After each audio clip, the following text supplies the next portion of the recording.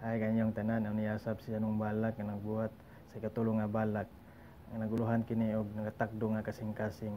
Sa dili pa mga musta ko kaninyo, hinaut-unta nga okay mo inubanan sa atong langit ng amahan.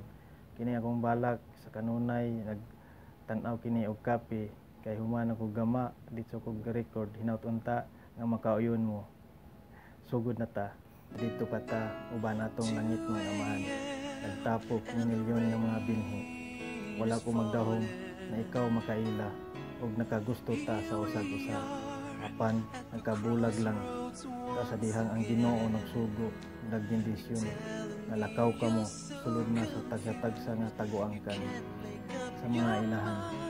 Idaladala ko sa siyang kabulan sa akong paghimugso ning kalibutana dako kalipay sa akong nahimong inahan ug amahan nadako grasya ilang dawat sa kahitasan nadugay na nila giampo ug ipangamuyo di man ako nakaginikanan nga maayong kahimtang ug inila sa katawhan pero puno sa gugma ug pagpangga sa kanunay ilang gipabati dama sa paglabay sa mga katuigan.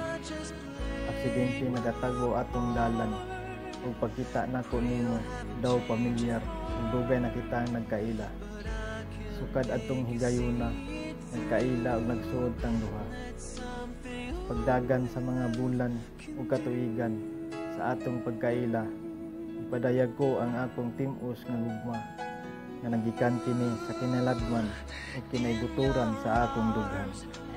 Wala ko mapakyas kay pareho kitag pagbati sa usag-usa. Karon niya giusa na ta sa Ginoo isip bana ug asawa.